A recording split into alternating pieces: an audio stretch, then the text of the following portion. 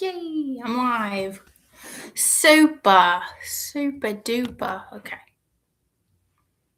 It's not quite 4. Ah, dang it. I'm off by a minute. I was so close with my timing this time.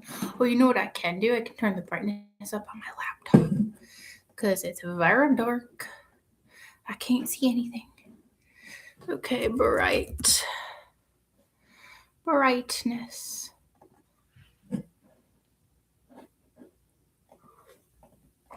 There we go. That is so much better.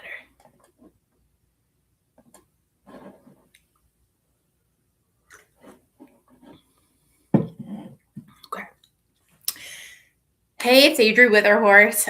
I know I was just goofing off. I'm normally someone who's very like laughy, very jokey, but this is a very serious topic today. Let me grab. I have a lot to say, so I gotta make sure I'm nice and hydrated.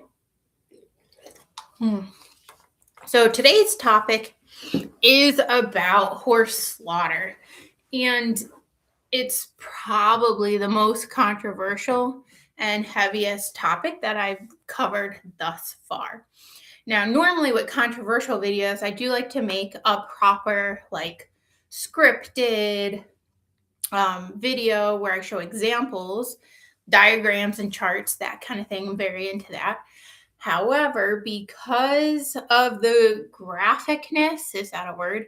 And the extremeness of the material researching this topic. Now, I researched this topic years ago, and then just to kind of like brush up on it, I did look at recent statistics as well. And guys, horse slaughter has not gotten much better, unfortunately. Excuse me. There might be ever so less of it, but it's still a huge problem. So we'll get into it. So because when I have educational videos, I'm showing you pictures of what I'm talking about. You do not want to see these pictures. You do not want to see these videos. If you're someone who has a strong stomach and this is something you deeply care about and you feel you can go online and look into it a little more, have at it, but have a strong stomach. I had to like take multiple breaks and, some of the video footage, I like started to, feel sick and tear up and all that. So this topic is not going to be one that I think I ever cover on like pre-recorded YouTube, non-live, I don't know, regular video format. I don't know what to call it. Because the pictures, also I kind of don't want to go through this again, but the pictures and videos are horrifying. So maybe talking about it in terms of things we can do to make it better, alleviate the problem. But anyway, I feel like I've been rambling. I just want to let you know that there's not going to be a pre-recorded educational video. This is the live streams, what you get. I don't think anybody wants to see the pictures or see the videos or hear any of it. So before anyone clicks off this video and assumes they know where I stand, which maybe you do, to be fair, I want to explain the purpose of today's live stream. Now, full disclosure, I do have some bullet point notes to the right of my screen that I will be referencing to, so I'm not going to be making like super eye contact the entire time, which that's fine, that nobody does that in real conversation anyway. But I am going to be referencing my notes because this topic is so important to me. I want to make sure I'm not going to miss anything that I wanted to say. Like I was like, as I'm thinking about like the script for today's live stream, it's really just a bunch of bullet points. But I would think of like a new thing that I wanted to say or thing that I wanted to phrase just right to really get the point across. So that's why my eyes aren't going to be glued to you. So this isn't going to be an emotional rant. It's not going to be anti-slaughter or pro-slaughter per se. My goal is to understand why horse slaughter exists, why some people believe it's necessary, because believe it or not, there are people who are all for it and don't think there's anything wrong with it. There's people who say they don't love it, but they do think it's necessary. And then there's the people who are like completely against it and think under no circumstances should the slaughter of horses be happening. But I want to understand and get people's perspective on why they think it sometimes has a place in society. Um, and I want to talk about realistic alternatives as well. We're going to talk about why horses end up at slaughterhouses to begin with. Going to have to talk about overbreeding, of course, as a contributing factor. The racing industry in particular. Talking about kill buyers, their role in auctions. I'm going to talk about some rescue organizations, transportation, the legal status of horse slaughter in the United States, which is where I am, where I'm filming, Canada, Mexico, and the ethical arguments on both sides. So horse slaughter is one of those issues where almost everybody agrees that it's tragic, except for like a small percentage of like terrible people out there, or like, I don't know. Anyway, it's tragic that there's horses that become unwanted, but people strongly disagree on what should happen next after the horse becomes unwanted for whatever reason. So my hope is that by the end of this live stream, you'll have a better understanding of the issue. Even if it doesn't change your opinion, just getting another perspective. So let me know in the chat, should horse slaughter exist? It would be interesting to get your opinions at the beginning and at the end of this live stream. If anyone's changed their mind, or if you're still, firm and you believe what you believe. So I think one of the biggest misconceptions about horse slaughter is that people imagine happy, healthy, loved horses are suddenly sent to slaughter for no reason whatsoever. And while that can happen, that's far from the whole story. The first part of the story usually starts with financial hardship. So, no surprise to anybody, horses are insanely expensive. Even if you own your horse outright, which I think most horse owners do. I know there's some people who do leasing, or maybe they've put a deposit down on their horse and they're paying it off over time. But most people own their horses outright. Even if you own them, you're still paying for hay, grain, veterinary care, farrier care, the equine dentist, deworming, vaccinations, emergency care. Emergencies happen when you least expect them. You're paying for tack, fencing if you own your own property, upkeep of the stable. If you don't own your own property, you're paying for board. It's not unusual at all for horse owners to spend thousands of dollars every single year. I don't know a single horse owner who's not spending at least thousands of dollars every single year. So life also happens. People lose their jobs. They develop health issues. They get divorced. Maybe they move. There is a death in the family. Sometimes the horse simply becomes a financial responsibility that they can no longer manage. Another reason for unwanted horses is injury. Now, that could be injury of the horse itself. Very frequently, that's the injury we're talking about, but it can also be injury of the horse owner. If they're not able to get out to the barn and take care of their horse, they might have to sell. A horse that can no longer be ridden is not worthless. That's not what I'm saying at all. But not everybody has the resources to keep a pasture puff for 10 to 20, even 30 years. Horses are living to be over 30 now as we're progressing with veterinary medicine. So that is a good thing, but it's also something to think about when you have a horse, determining what you're going to do with that horse once it's not rideable anymore. Behavior is another factor. Some horses are dangerous due to trauma, poor training, maybe they've got some pain going on, temperament. A lot of bad-tempered horses are bred, and they have bad-tempered foals. And you might be thinking, well, Adri, why the heck would anybody do that? Money. It happens in the racing industry a lot, and basically any kind of intense performance of the horse, like racing of any kind, not just thoroughbreds. It could be a quarter horse, barrel racing.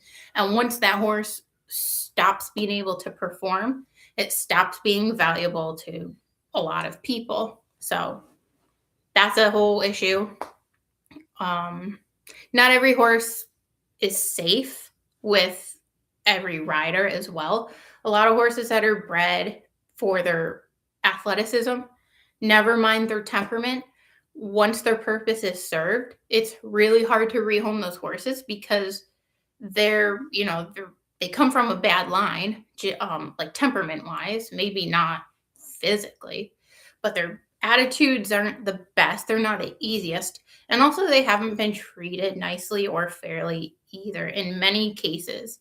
If you're a business, a lot of horses don't have the one-on-one time and training to establish ground manners. And I work maybe for not much longer, I'm not sure, at a horse farm, and part of what they do there is breed horses for the racetrack.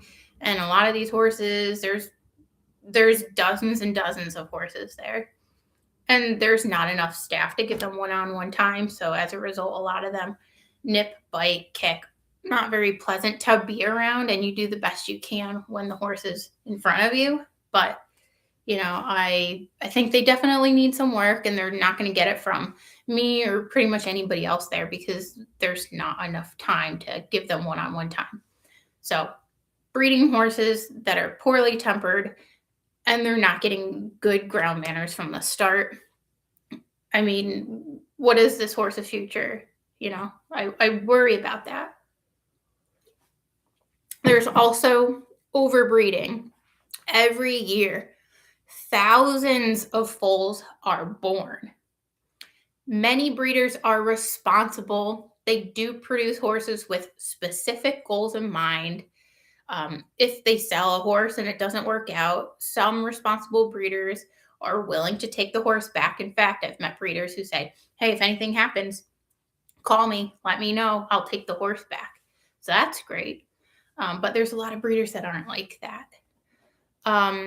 Some breeders, they just breed because they think it'll be fun to have horse babies at their house, or, they just want to make money.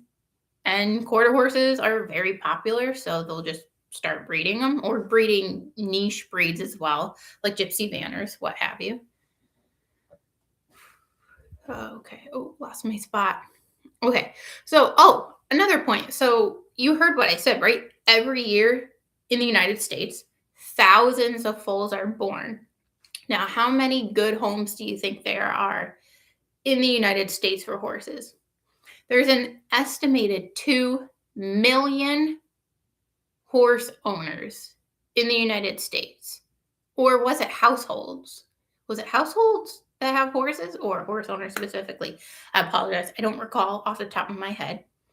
So you might be like, thousands. I'm talking like 150 to 200,000 are the estimates. So you might be like, well, that's way under the threshold, Well, guess how many of those 2 million households or horse owners, whichever one it is, guess how many of them are considered forever homes where they predict the horse is going to stay with that owner for the rest of that horse's life and it's not going to get sold? Guess. 1.2 million. So a little over half of horse owners are considered forever homes. So that means a lot of horses are going to have to get rehomed. So we're looking at 1.2 million households / horse owners.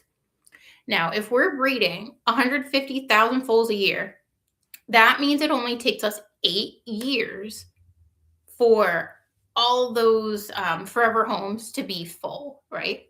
Theoretically, hypothetically. I know it doesn't quite work that way. So in just 8 years, we're already at capacity. Now, of course, there's horses that die. There's new horse owners that come into the field, but there's way too many horses and not enough forever homes. That's the point I'm getting at. So industries like racing play a huge role in overbreeding. They have to breed so many horses to get a winner. I worked with a veterinarian who used to work at the racetrack that's semi-close to where the practice was that I worked at the time. And he said that, I mean, this is maybe an exaggeration, but he said for every 100 horses bred, one of them will make it to training, not even winning something. One will make it where they have like a serious shot. And what happens to the rest of them? Who knows? Some of them are lucky enough and they get rehomed, but a lot of them are not so lucky. Like I said, a lot of them have bad temperaments. A lot of them have injuries coming off the track. So not many people really want that kind of a horse. Not many people can afford to take in a horse like that. So racing's a huge part of this problem. Many racehorses retire successfully into second careers, but not all of them. Horses that don't perform well enough or suffer injuries are very difficult to place. So when you combine all these factors, you end up with horses that nobody's able to care for. Now let's talk about the biggest points of disagreement in this entire debate. Are there simply too many horses? That's probably the most basic question to ask. So if you ask someone who supports horse slaughter, they'll often say, yes, there's way too many horses.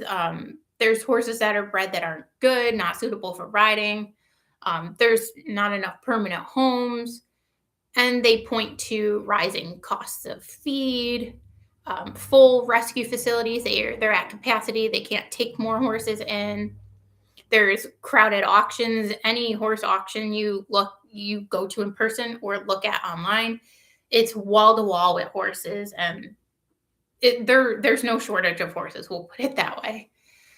And then the people who are also for slaughter will, rightfully point out that the number of horses that end up neglected or abandoned is huge, absolutely astronomical. From their perspective, horse slaughter is an unfortunate but necessary outlet for horses that no one can or will care for. On the other hand, many people who oppose horse slaughter say the issue itself isn't just overpopulation. It's, the overbreeding and irresponsible ownership. They argue that breeders, if they produced fewer horses, we'd still have a bunch of horse owners who rehome their horses. Remember that stat that I cited earlier? 2 million households have horses, 2 million horse owners, whichever one it is, and only 1.2 million of those, so a little over half, are actually considered like forever homes. That's very sad. That's a huge number of horses that are going to be looking for a new home at some point in their life. So if breeders produced fewer horses, if more people gelded their stallions that don't have exceptional genetics, that aren't just breeding just to breed, and if more people plan for the horse's entire lifetime instead of just their early years or their athletic years where they're able to perform, then there would be far fewer unwanted horses. The truth is, both sides, if the people who say slaughter is necessary and the people who say slaughter is an abomination, they're both pointing to real issues that exist in the horse world. There's no question that some parts of the horse industry produce more horses than we can absorb. Hello, racetrack.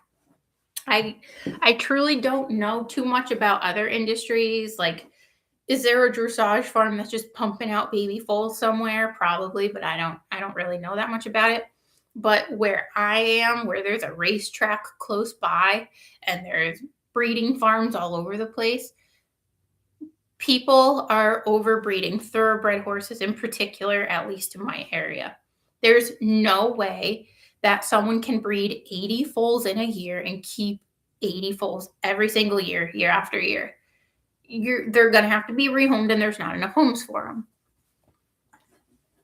them. But this, I don't want to say that every breeding program is doing this or that this is a huge problem for every single breed or every single discipline for that matter.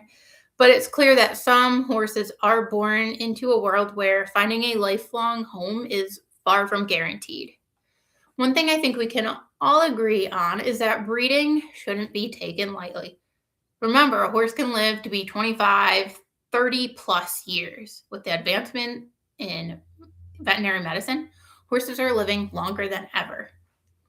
So that's a huge long-term commitment. And every foal that's brought into the world deserves a realistic plan for its future, not just the hope that, someone else will take responsibility if things don't work out. Or, people will breed a foal because they really enjoy their horse and they're like, well, I'm going to breed a horse and keep it for a few years and then sell it. Like, there's people who breed for silly, silly reasons. Let's see. Oh, I got a super sweet comment from somebody. MD Arts. Is that MD is abbreviation for Maryland? Maybe that's not what that means, though. Aw, you were probably the kindest equestrian to exist. That is so kind. I have definitely been called a pushover. I let my horse get away with stuff, they say. If there's days my horse is clearly not feeling it, I don't make her do anything really. Like, I don't make her carry me around, basically.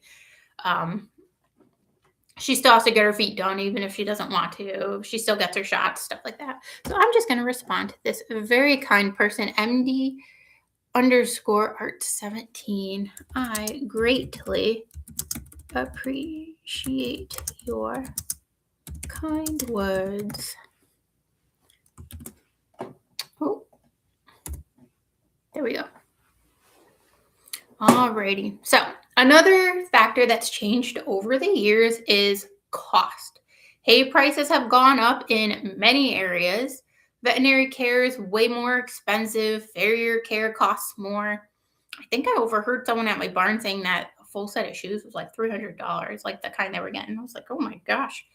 My horse is barefoot. Maybe one day she will need shoes, but hopefully that's down the road quite a ways. That's crazy. Every 6 weeks, $300. Holy. Anyway, so even people who love their horses, they can struggle to actually keep their horse in their lives. Now, that doesn't necessarily make them bad owners. Not every single person's in charge of the economy, obviously. Sometimes life changes in ways that we don't expect. We can't predict. Nobody chooses to get cancer, for example. At the same time, there are certain cases where horses are bred carelessly, they're neglected, or treated as disposable commodities. Those situations fuel much of the public anger surrounding horse slaughter. So, before we talk about the slaughter itself, it's important to recognize that many of the problems begin long before a horse ever reaches the auction, long before it ever goes up on Craigslist, free to a good home. They begin with breeding decisions, owner education. A lot of people aren't aware of how costly it is to have a horse the entire, year after year. It's insane. I wonder how much money I've spent on my horse. Oh my gosh. It's thousands every year, so I don't even want to know at this point. She's worth it, though, obviously. If people were better at financially planning for their horse, realizing that your horse is going to live for decades, most likely, unless your horse is like in their 20s when you buy them, that's different. So, excuse me, okay. Sorry, I did like a little bullet points scan, like I wrote it, scanned it, and uploaded it on my computer instead of typing it out. And I'm like, you know what? My handwriting's kind of terrible. I'm like, what did I even write here? Anyway, so they begin with obviously bad breeding decisions, owner education, better financial planning, and responsibility that comes with bringing a horse into the world. When people hear the term kill buyer, there is often a very strong emotional reaction. I mean, that a kill buyer, obviously, I think if you know what it is, there's going to be a strong reaction to people who are buying horses with the intent of selling them to their death. And not even just that in and of itself, that's terrible. But kill buyers will go under disguise, like incognito. They'll go and look up Craigslist horses or horses at auctions, and they'll say that, I'm buying a horse for my little daughter, Jenny, or whatever. And they have no daughter. They might not even have a kid. And they're fully intentioned on buying a horse to sell to a kill buyer. Or, excuse me, they are the kill buyer, to sell to someone in the slaughter pipeline. Despicable, for real. So obviously when you hear kill buyer, you're like, I tighten right up, because no way. No way. I don't think that should be legal anyway. So when people hear kill buyer, you get all frazzled. Clearly, I am. I'm getting a little frazzled. So, a kill buyer, for anybody who's unaware, is essentially somebody who buys livestock and then they deal them and sell them to people who are intent on killing them, usually people who work for or under a slaughter facility. Usually in Mexico or Canada, since commercial horse slaughter is illegal in the United States. There's no, at least none that I'm aware of, large scale or facilities of any size for that matter, where they're legally killing horses. Now, illegally, I would bet. I haven't found any evidence to that, but if someone showed me evidence, I wouldn't be totally surprised that something like that was happening. But they are being legally transported across the United States border to either Canada or Mexico, where it is legal to slaughter horses. So the reality is that horses can enter the slaughter pipeline in many different ways. Some owners make the difficult decision to sell a horse because they can no longer afford to care for it. Some horses are sold privately at sales. Others end up at livestock auctions, where buyers from many different backgrounds are looking for horses of all different purposes. At an auction, a horse's future is uncertain. I would never, if I had to sell my horse, I would never sell her at an auction. Oh my God. I would never, I think I would sell my like body parts. I would sell like my kidney or something on the black market. Oh, I would never sell my horse, especially knowing what I know now. So some horses are sold with the intent of someone buying them, loving them, giving them a forever home because the owner can't, take care of them anymore. And unfortunately, a lot of times they're being sold to kill buyers who aren't going to come out and say it. Maybe some of them will, but most of them are, lying about their intent when they're buying a horse. So from livestock auctions, online ads, private sales, big show barns selling horses, really any of these horses can end up at the slaughter pipeline. In the slaughter pipeline, I should say. So some horses are purchased at auctions for people who genuinely want them. I don't want to put that fear into somebody. If you're like someone who has sold a horse in the past and you're like, oh my God, are you saying my horse has been murdered? I'm not saying that. A lot of horses in auctions do find great homes, many of them, but also many of them do not. So a lot of dealers will go to auctions specifically because you can buy horses for cheap. And also at an auction, you don't really know what you're getting. So if you're someone who wants a good riding horse, an auction's probably not the best place to find one because you don't know anything about the horse's history. You have to make quick decisions, quick assessments of the horse. A lot of times your vet's not there to look at the horse unless you like pay them a ton of money to come with you. Some vets aren't even willing to do that. So I wouldn't buy a horse from an auction first and foremost, unless you're super experienced and you're like looking for a project. But the point is, the people who auctions appeal to are people who don't really care so much about what the horse can do, its history. Why? Because they're just seeing them as meat and a product that they can buy quick for cheap and sell. So this is why you will often hear people say things like, do your homework if you're selling your horse. We want to encourage people to check references, have them give names of people with phone numbers that you can call up and be like, hey, was this person a good horse owner? Was this person treating their horse fairly? Or are they lying and they're just trying to buy up your poor pony to make them into pate? It's pretty sad.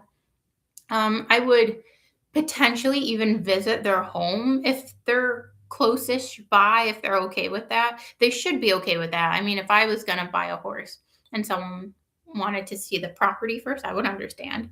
But I also understand that for some people, they get weirded out and they think that that's going too far. So ask for references, ask if you can see their property, and just, if they have other horses, what kind of condition is their horse in? If their horse is skinny in a tiny pasture, you won't want to sell it to them anyway. Sometimes they will bring you to their property. Kill buyers will have like a fake place that's not even theirs. And like their license plates won't match the state that they're in, the license plates on the car in the driveway. And they'll have like a bunch of horses on a tiny little plot of land, and some of them won't be in great shape. Those should all like be little alerts and alarms that you should not sell your horse to this person. But I do want to be accurate. Not every person at an auction is a kill buyer, and not every horse purchased by a dealer is automatically headed to the slaughter. I don't want to give that impression. The livestock market involves many different types of buyers. A lot of them are legitimate. But the thing is, you can't really tell unless you deep dive. So do your deep dive if you have to sell your horse. The reason kill buyers exist comes back to the economy. They are part of a supply chain that responds to a demand. If there are horses that people no longer want or can't afford, there are people who will buy these horses, whether for sale, rehab, or slaughter. This is where the ethical debate becomes complicated. People who oppose slaughter argue that the existence of this market, the slaughter pipeline, it allows people to avoid responsibility for horses that they no longer want because they can just sell them at an auction or even openly advertise them to kill buyers. I have come across a couple ads. It's pretty horrifying. I reported it, but I think it was actually legal for them to do that because, like I said, it's legal to transport horses from the US to Mexico or to Canada with the intent of slaughter. That is legal. They just can't be slaughtered here. And I don't think it's really like an ethics question why they're not slaughtered here. I believe it's because all the horses have vaccines and medications, and it's not like safe for consumption. So it's not even banned here for the right reasons. Personally, that's how I feel. There are people who support keeping slaughter as an option. They argue that removing the option of slaughter, it wouldn't eliminate the problem. They believe unwanted horses would still exist without a market option, and that those horses might actually suffer long-term from things like neglect, abandonment, or lack of care, and that it's better to just slaughter them so that they're not suffering for who knows how many years. And this brings me to one of the biggest questions in this debate. If we shut down the slaughter pipeline, what happens to the horses who would have entered it? Because remember, they're usually horses that nobody wants for one reason or another. Not even necessarily because there's something wrong with the horse.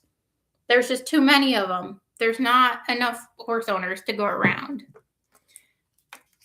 So that's where discussing the alternatives becomes super important.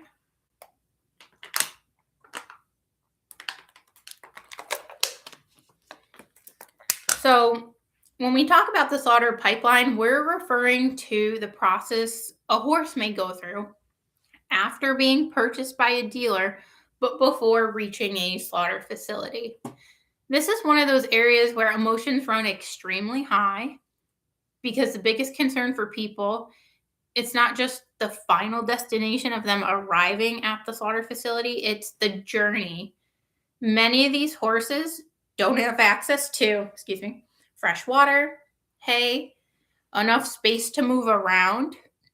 A lot of them suffer heat strokes in the trucks. They're not transported in nice, neat little trailers. They're put into cattle stock vans and cattle trailers. They're also called stock trailers, I believe. And they just cram as many horses as they want and can fit in there. And also, this is very sad, but I've even seen babies on these trucks, like not in real life, but online. Like someone had filmed a video of a stock trailer that was allegedly, how are they going to prove it? But allegedly transporting horses across the border for slaughter, and there was baby horses on it. Like, if I had to guess, I'd say maybe they're like a year old yearlings. They weren't old. It's very, very sad. So once a horse enters the slaughter pipeline system, they might go through multiple stages. A horse could be purchased by a dealer, transported to an auction or a holding facility, and then transported again, depending on where it's going. And then horses that leave the US for slaughter, they're typically transported to facilities in Canada or Mexico because commercial horse slaughter plants, they're not currently operating in the US. Maybe under the radar. I don't know. I've heard whispers of this, but I can't actually find any evidence that this is happening. So maybe it's not. That would be great news to find out that there's not actual horse slaughter happening in the US. I really hope not. So transportation is one of the major welfare concerns people have when discussing horse slaughter. Because horses are prey animals, they're naturally sensitive to changes in their environment. They hear very well. They're very sensitive animals. Anybody who's been around a horse for a day knows this. So, loading them onto unfamiliar trailers with unfamiliar horses, unfamiliar scents. Who knows? Most of them don't get any kind of hay or bedding. They're just loaded in a bare trailer, crammed in there, really. And it's just a change in their routine. And long distance travel creates a lot of stress on these horses, and they're not given sedatives or anything like that to help them. They're really not given much consideration when it comes to trailering them from A to B. So, this does not mean every horse experiences the same level of stress. Some horses, this is way more traumatizing than for others. There's some horses who have had the benefit of being trailered all over the place during their life, and maybe at first it's not that alarming to them. But for many horses, this is a very, very stressful situation from the get-go. The conditions vary greatly depending on the transporter, the equipment used, how horses are handled. A lot of these horses are being slaughtered, obviously. That's like the reason they're on the trailer, unless they like get sold at auction or something. Some of them potentially are sold at an auction in between, and if they're not sold at that auction, then they do go all the way up to Canada. But yeah, because they're being slaughtered, a lot of people don't handle them nicely. They don't handle them with the care and tenderness that a horse really requires. And they're like, whatever, they're gonna die anyway. And they're traveling really long distances in freezing cold temperatures, in blistering heat. Sometimes they don't have water on these trailers. But the potential for welfare problems during transport is one of the main reasons this whole slaughter issue is so controversial. There are regulations that govern the transportation of horses in the US. Horses being transported internationally, they do have to meet certain requirements, including documentation, health certificates, basically saying this horse is fit for travel.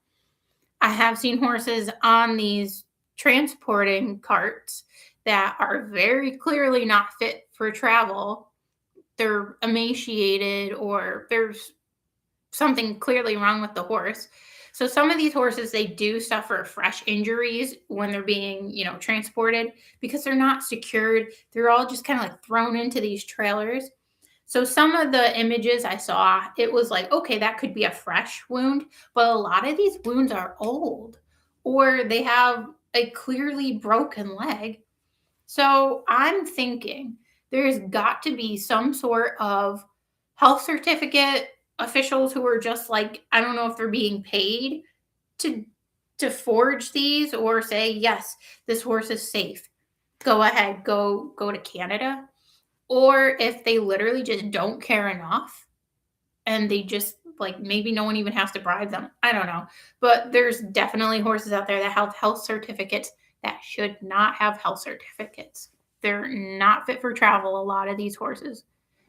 Supporters of horse slaughter often argue that if horse slaughter is legal somewhere, like in Canada or Mexico, It can at least be a regulated system, which is preferable to an underground system. Underground systems are usually unregulated, and then they can go completely unchecked. So I do see where they're coming in this particular lens. I see where they're coming from. It would be horrible if it was completely unregulated, but it would be illegal if it was unregulated. So I don't know.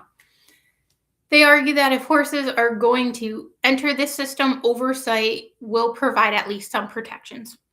I think that sounds nice on paper, but in like practicality, that doesn't happen. Just because it's legal in Mexico and Canada doesn't mean that there's regulation happening. The videos I've seen of people going undercover and the audio, these horses screaming. There's silent videos where there's no audio attached. And they're starting the actual slaughter process before the horse is even like deceased. Not to be too graphic, but it's horrible. Like, what protection? If this is legal and at least we're saying, well, there's a benefit of oversight. I'm like, where's the oversight? We're overlooking what's happening, but like, where are the protections for the horses? I'm not convinced that making it legal makes it regulated and safer for the horses. I'm not convinced. Opponents of horse slaughter are arguing that the transportation itself creates unnecessary suffering and that no system can completely remove the risks without moving unwanted horses long distances. Excuse me, I think I phrased that wrong. No system can completely remove the risks associated with transporting horses that are unwanted long distances. That's what I meant to say. Another concern that has been raised is the condition in which these horses are entering the pipeline. Some of them are healthy because, unfortunately, many horses that are happy, healthy, they're just unaffordable at this time, end up in the slaughter pipeline. It's not just old or injured horses. Like I said, there's yearlings, like baby horses that end up here.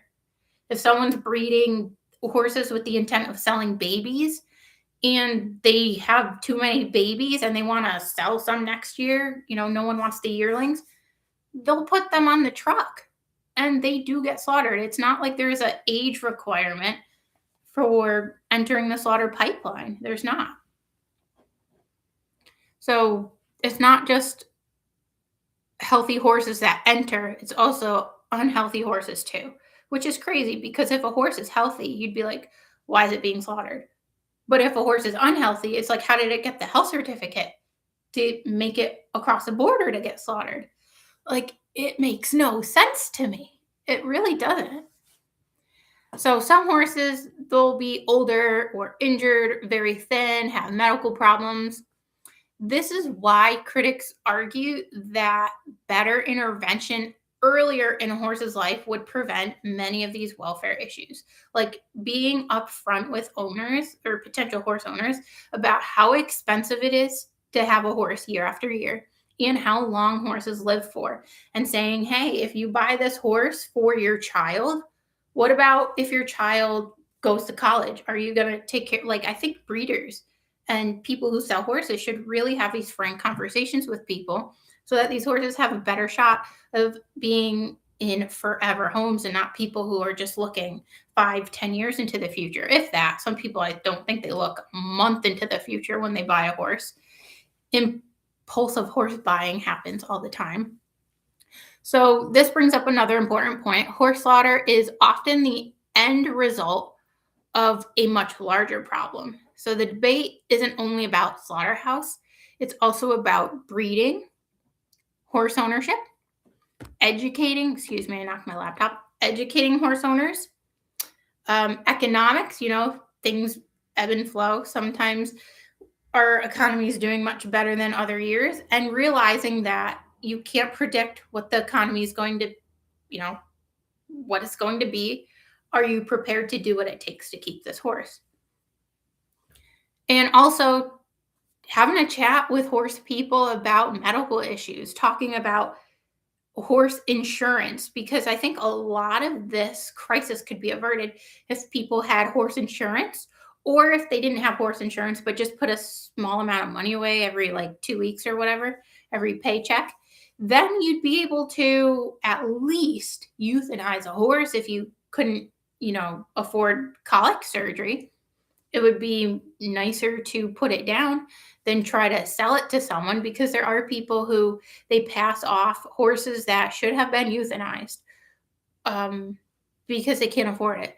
So euthanasia in the United States for a horse, in some parts of the country, it can be as cheap as $300, but it seems to be more around $1,000. And it's not just the cost of euthanasia itself.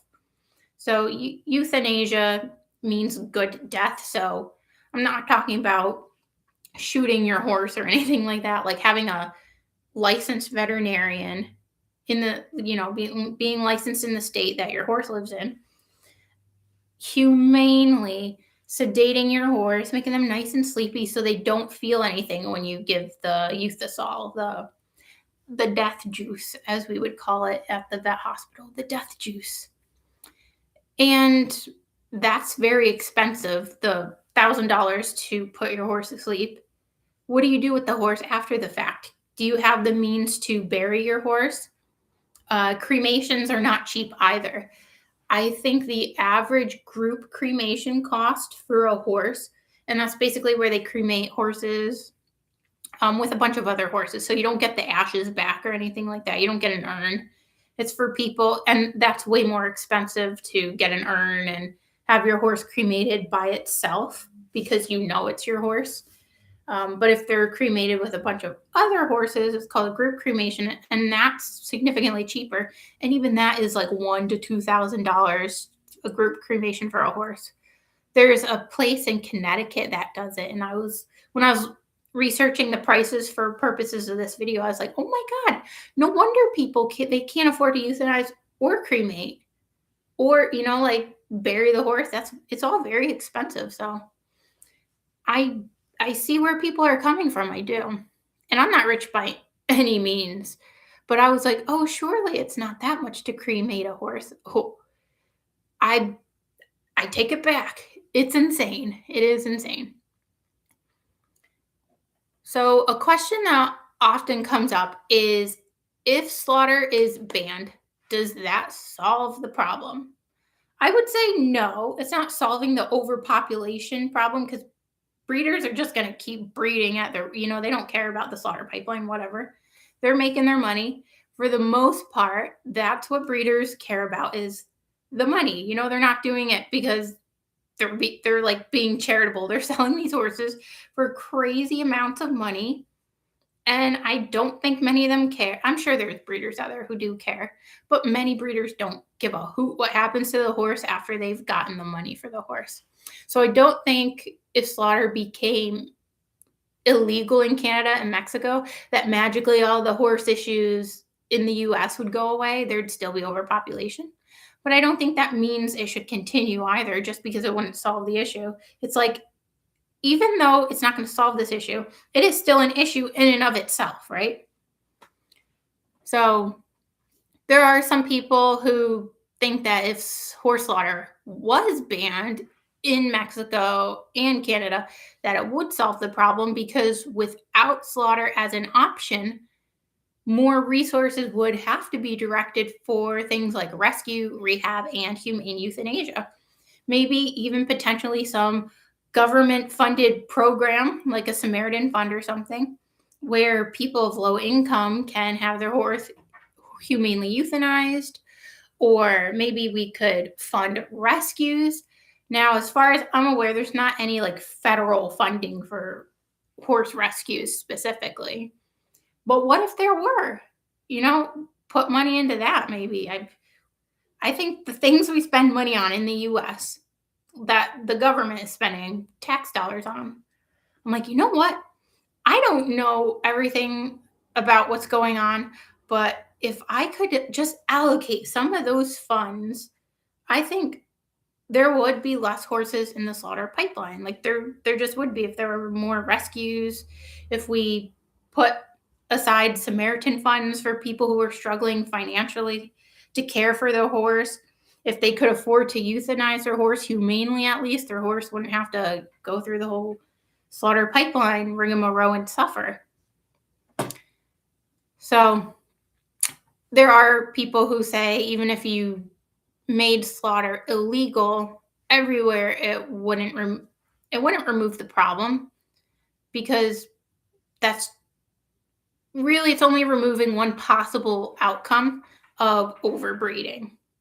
So, I mean, that's true, right? But at least breeders couldn't fall back on it. So that is why this issue is so difficult, because I think no matter what the outcome is, as far as like if slaughter was expanded to happen in the US or if it was made illegal in the north and southern countries surrounding the states, I think there would be ramifications either way and horses would be negatively affected. So it is a really tough issue. Which kitty is that? I bet you that's Vivian. Oh, I was wrong. Sorry. Hey, Harvey. Okay, sorry. My cats rule the roost. Okay, so now let's talk about the legal side of horse slaughter, which I've touched on already. Many people believe that horse slaughter is completely illegal in the US, but the reality is, of course, more complicated than that. Everything with horses is complicated. You will learn that. The longer you're in the horse world, you're like, yeah, nothing is clear cut, is it? Everything's nuanced. So currently, there's no operating commercial horse slaughter facilities in the US. However, the reason is not because horse slaughter is completely banned nationwide. Over the years, there have been federal and state battles over horse slaughter. Some laws and funding restrictions have affected whether horse slaughter plants can operate, and there have been ongoing debates about whether those restrictions should remain or be removed. So while horses are not currently being slaughtered in the US, at least that we know of, horses are still legally transported out of the country for slaughter in places where it is permitted. And that's why Mexico and Canada is such a big part of this discussion, because that's primarily where horses from the US are being sent to. So in Canada, horse slaughter is legal. When I learned that I don't know how old I was, in like high school when I first looked into this, I could not believe it. I was like, I thought Canada was like a beacon. They are, but not in this area. It's like, what? What? That's so weird that Canada is for that, but I don't know. It is federally regulated, therefore, in Canada. And there's processing facilities that have rules, and especially when they're processing it for meat, not to be gross or anything, but a lot of the slaughter is for the intent of getting the meat from the horse. And then a lot of that meat is then exported to countries where horse meat consumption is more common. I mean, I don't know anybody who eats horse meat. It's pretty nasty, but there's other countries that do. So they get obtained from the US, sent to Mexico or Canada, and then that meat gets exported to, I'm not really sure where. I probably should have looked that up. I'm kind of curious to know what countries eat horse meat, but I hope it's not France. I don't want France to get ruined for me. I've always wanted to visit France. Oh my goodness, these scam callers. I don't know how they got my number. I must have looked something up online and accidentally put my number somewhere. So Canada's system is regulated through federal food safety and animal welfare requirements. Supporters argue that regulation allows for oversight and standards. Critics argue that the process still raises concerns, especially regarding the transport and the fact that horses are being slaughtered for human consumption. It's not just cat food and dog food. Mexico also has slaughter facilities. Similar to Canada, horses enter the country through the slaughter pipeline and facilities that export meat.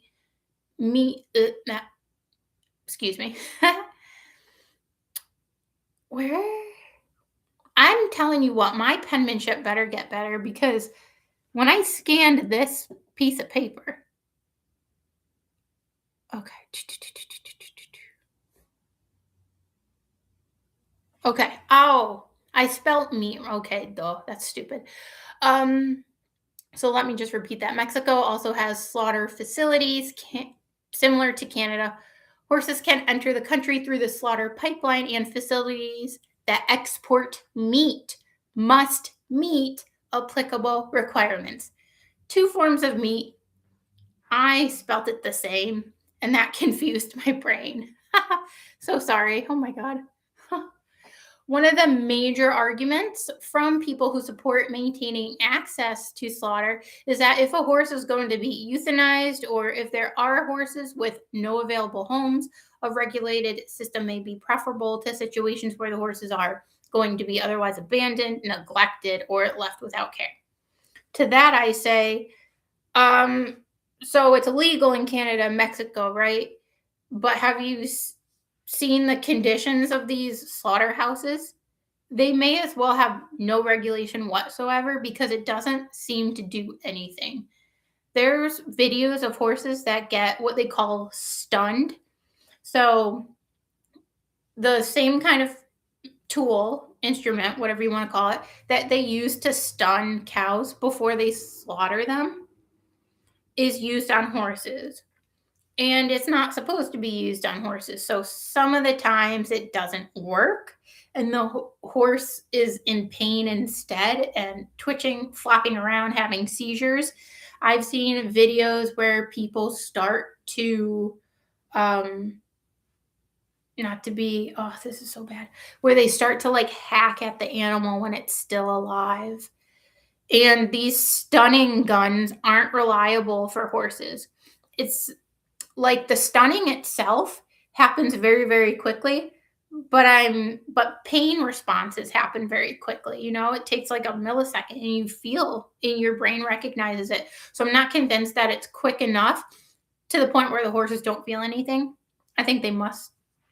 It happens fast, but they must feel the pain as it happens. And then all the misfires, some of these horses have to be stunned half a dozen times. And the workers will get frustrated in some of these plants and just start processing the horse. It's really, really disturbing to see. I I wish I hadn't seen any of these videos because I'll probably never get the images out of my head. Similar to other livestock, they use meat hooks, and it's so disgusting, guys. So even though it's legal there, it's not protecting the horses, basically, is what I'm getting at. People do make the argument that slaughter creates a market for unwanted horses and that society should focus more on prevention, responsible breeding, owner education, and humane euthanasia options. I am with you there. Definitely. Instead of being like, oh, how can we make the slaughterhouses safer for horses? Like, it's been so slow, the progress. If this is what they look like now, the stuff I've seen, what did they look like 10, 20 years ago? I can't imagine. And the progress is so slow. And there's like no one's enforcing, it doesn't seem, no one's enforcing these regulations. These horses are not being treated humanely, and no one's stepping in, no one bats an eye. Anytime a worker started processing a horse when it was still alive, there's workers around them. They're on camera. No one did anything. It's like normal. It's acceptable. So I would say instead of worrying about like, oh well, we better regulate the slaughter facilities better, I'd say let's focus on preventing the horses from getting there in the first place. Because you can put all the regulations into law you want and all these policies coming about that sound nice. You have to enforce it, and there's always room for error, and there's always room for corruption. So another major issue with slaughterhouses and facilities, it's public opinion. So horses occupy a very unique place in many cultures. I know, at least with American culture, whatever that means, um, but horses were monumental in us settling. And the cowboy, the horses carrying people across the country on covered wagons, horses, pulling tree trunks out of the hill so that people can farm the land. We couldn't have done it without horses. So they have a very special place in a lot of people's hearts. Many people view them as companion animals rather than simply livestock animals. A horse can be a pet, a partner, a best friend. You really establish a relationship with a horse. Many people see slaughter as fundamentally different from slaughtering traditional livestock. Now, I will say, I'm a vegetarian. I don't eat meat across the board because I think the slaughter of animals, it's very, very inhumane how it's done and how they're kept, and they feel fear. So I just choose not to.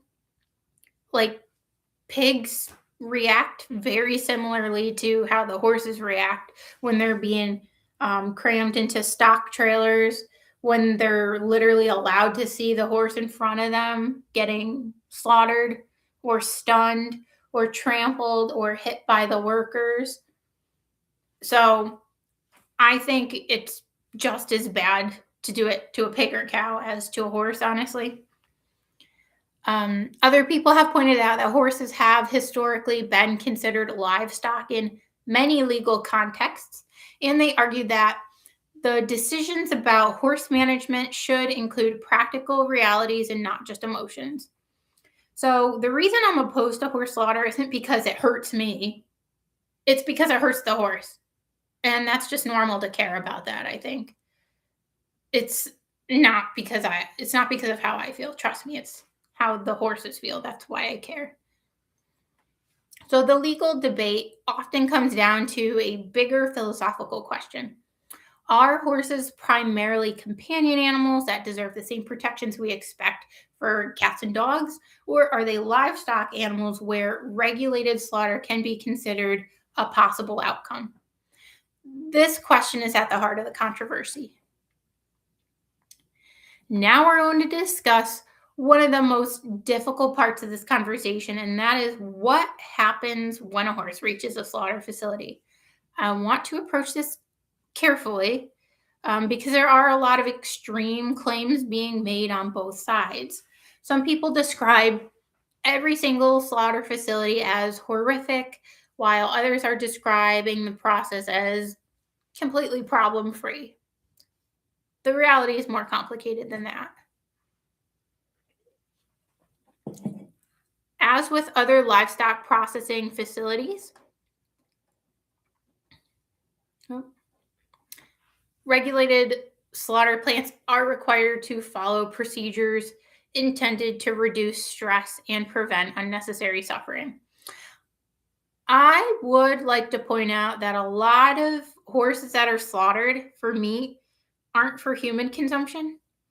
Therefore, I think the regulations are going to be looser, and the regulations being looser for pretty much every aspect, including the treatment and eventual slaughter of the horse. So I think even with like cows, for example, that are intended to be slaughtered and eaten for human consumption, they're shown a different care simply because they still have some value. People in the US are going to eat them. But the horses that are slaughtered specifically for pet food or who knows what else, if it's not for human consumption, I just think they're not going to get treated as nice because they have even less value if a human's not going to eat them. You know what I'm saying? Just a theory of mine. I don't know. So other livestock facilities are regulated, but still there's plenty of evidence and undercover footage and audio and silent footage of cows, pigs, all kinds of livestock being treated less than humane, way less than humane. So I don't think that because there's regulations and an overseer, that doesn't make me feel comfy and rest assured. I'm still very much worried. I'm seeing bosses watch an animal being inhumanely treated, like the stunning didn't work and they're still trying to dissect the animal while it's still alive, or mounting it on a meat hook when it's still moving and nobody's doing anything. That means it's normal in that environment. And I don't think that's happening at every facility, but if it's happening at one, that's too many. So regulations and laws are not reassuring to me that something's being done about it. So, the general goal, once an animal does arrive at the facility, is to be rendered unconscious before the actual slaughter process occurs. When they're rendered unconscious, it's through a stun gun and it's called stunning.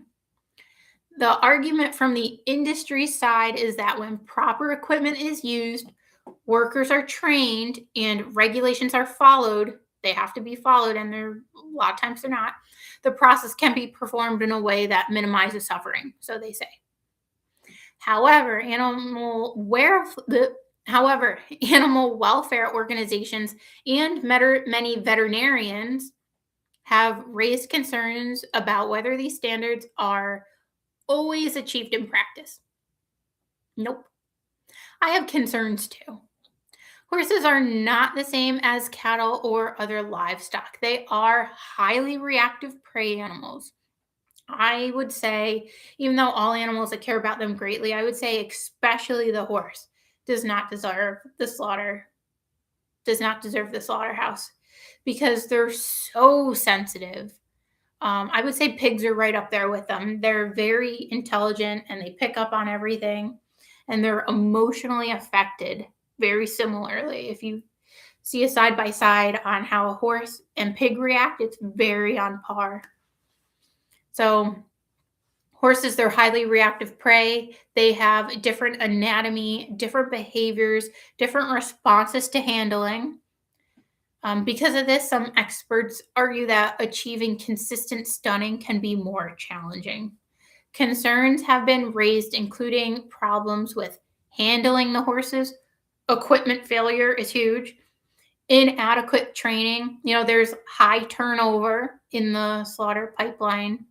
The facilities where it happens, there's a lot of turnover. So then they're short staffed, and then they cut corners when it comes to training. So some people won't get proper training, or they'll receive proper training, but then they see people doing the opposite of protocol and they're like, oh, just do it. Everybody, like, this is how it's done, you know? So it's just kind of a shit show, if I'm gonna be honest about it. Oh my god. So where was I? Oh yeah, inadequate training, stress caused on the horse because it's in an unfamiliar environment and it can hear other horses crying for each other. Supporters of horse slaughter argue that these concerns are reasons to improve regulation and enforcement, not necessarily reasons to eliminate the practice entirely. Opponents argue that because horses are not traditionally viewed as food animals by many people in North America, the risks and ethical concerns are too significant. Another part of the debate involves whether slaughter is a better alternative than other possible outcomes. I think it's obvious that slaughter is probably the worst outcome you could ask for. Even if the horse isn't getting the full medical attention that it deserves, like if someone doesn't trim their horse's feet as regularly as they should, I wouldn't be like, oh well, the horse should be dead instead. Like, I don't know. It would have to be a pretty extreme case for me to say, oh yeah, slaughter is definitely in its best interest. Like, what are we doing? If a horse needs to die because it honestly has no quality of life, it needs to be done humanely. And when they're being slaughtered in these facilities, it is not humane. The horses are terrified from first to last. Often they see horses getting slaughtered in front of them. There's little baby horses in these facilities. There's workers who don't know how to handle horses, and the horses are terrified in their last moments. That's disgusting to me. People who support slaughter ask, well, if a horse has no owner, no safe home, and no realistic future, what should happen instead? They argue that humane euthanasia can be expensive, true, and that every owner has access to affordable options. Excuse me, that not every owner has access to affordable options. And then what happens to the horse? So I would say instead of pushing for slaughterhouses to be better regulated, I would say, eradicate them, like do away with them, because it's inhumane. Like, it's not a one-off where the horse is improperly stunned. It's one facility, I think it seemed to be out of 12 horses, I think there was 5 that they had to stun more than once. Like, oh my God, that's disgusting. So instead of trying to regulate the slaughterhouses better, I would say maybe push for policies. Maybe if you breed 80 horses in a year, you shouldn't be allowed to do that. 80 horses every single year. There are breeding facilities who do that. Like, maybe making it so that breeders have to visit a slaughter pipeline or something, or like get educated on the slaughter pipeline and like what overbreeding does, the ramifications of it. Having horse owners better educated. If we put more money into rescues, I know federally there's not horse rescues that are, funded. They're much more localized, but what if they had federal funding and we could better support the people working at the rescues, open up new rescues, make sure that shelters have the resources needed to take care of these horses? We have the means to do it. It's just not done because I don't think people care enough about it. Also, fair point, people themselves are struggling. And when you're struggling to afford food, probably fighting horse slaughter is not going to be at the top of your list. I get that. But I just wish we'd focus on preventing the problem in the first place instead of trying to make the slaughterhouse like not so bad, not as bad as it clearly is.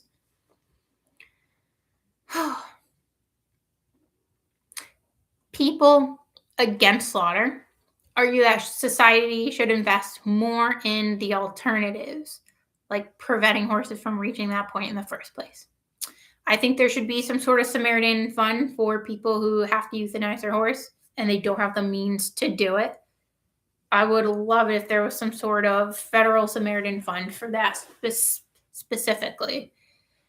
I understand not doing, like, having funds for like a crazy risky surgery that might not actually help your horse, and it's like $20,000 or more for this spinal surgery, and your horse is 28. Like, I understand not like funding stuff like that, but humane euthanasia, that seems like a pretty normal thing to me. And I think it honestly comes down to people just not knowing how bad it is, not knowing what the horse is going through. I think you'd be hard pressed to find a person to know what's going on, to understand horses, and to be okay with it. Like, what human being would see what's happening to the horses, how they're treated, how they're killed, how they're literally hung up on hooks, some of them, before they're even unconscious, and be like, oh, we don't need to do anything about that. I think it's just a lack of awareness. So one of the reasons I'm doing this live stream. Now let's talk about what happens after horses are processed and where horse meat goes, because that's another area where there are many misconceptions. One thing people don't realize in some parts of the world is that in the US, at least, horse meat is not really consumed. Cultural attitudes towards eating horses varies widely around the world. In some countries, Horse meat is considered a normal food source, while in other countries it's, unheard of. Horses are viewed primarily as a companion animal or even a working animal, like pulling a plow, or a performance animal, show jumping, doing cross country or dressage. You wouldn't think about eating them. When horses from the US enter the slaughter pipeline, the majority are transported to either Canada or Mexico, as we've established, where processing facilities operate.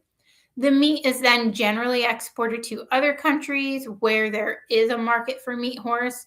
Supporters of horse slaughter argue that horses that are going to be processed using the entire animal, like horse byproduct, will be used for pet meat, and that it actually is a proper means of disposal of the horse rather than cremation, because cremations, newsflash, burning things is not the best thing for the environment. So, I guess you got a point there, but I don't think that should trump the suffering of the animals, right? Opponents argue that horses are different than other livestock that are used for cat and dog meat because people have a relationship with these animals. Now, when you only value an animal because of the relationship you have with it or the value the animal brings to you, that is coined as speciesism. Speciesism. That's kind of a hard word to say. But it's basically, I think it's wrong to treat cows like that, pigs like that, all animals like that. And there's people who are okay with treating cows and pigs like that, but not horses, because horses are like special and I like horses. That's speciesism. Just throwing that out there. So that's one point people make against the slaughter of horses is being like, but they're different. I like them. Basically, that's the difference, is that they like them. And horses do more for them than like a pig would. So one concern about horse slaughter, particularly for any type of consumption, whether that's animal or human consumption, is the horse's medical history. Many horses receive medications throughout their lives, their vaccines, drugs, all kinds of stuff, right? This is one reason for record keeping and regulations. So basically, there's people who are only worried about the slaughter because obviously, if someone's intending to eat a horse and it's had controlled substances, they're like, maybe let's not have a Banamine hot dog, because that's basically what they'd be eating. But I get the concern. You're like, yeah, I don't want to feed Fido Banamine, and I don't want my animals to eat horse meat because they've had drugs. That's definitely a valid concern. But that's not my chief concern with why horse meat is so unappealing and atrocious. It's knowing how sensitive they are and knowing how terrible that these animals are treated in the facilities. And even before they get to the facilities, the ones who survived the trip, the ones who, didn't get trampled to death, didn't suffer heat stroke, didn't dehydrate to death.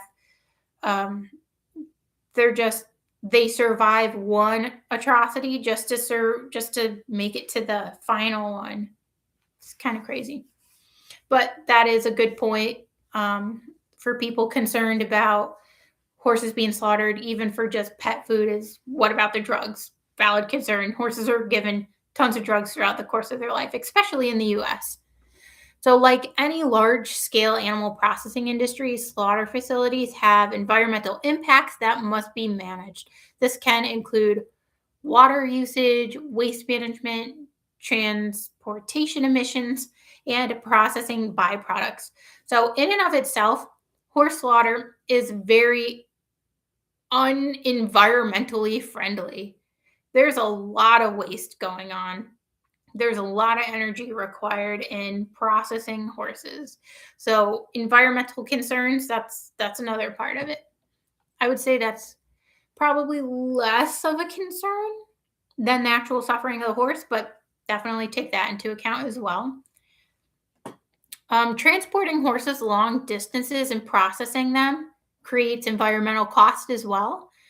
Um, if we invested in other alternatives like rescues and, humane euthanasia, we wouldn't have all those carbon emissions either from the facility itself or the transporters to the facility. There's also the issue of what happens when the horse dies outside of the slaughter system. It's still a concern.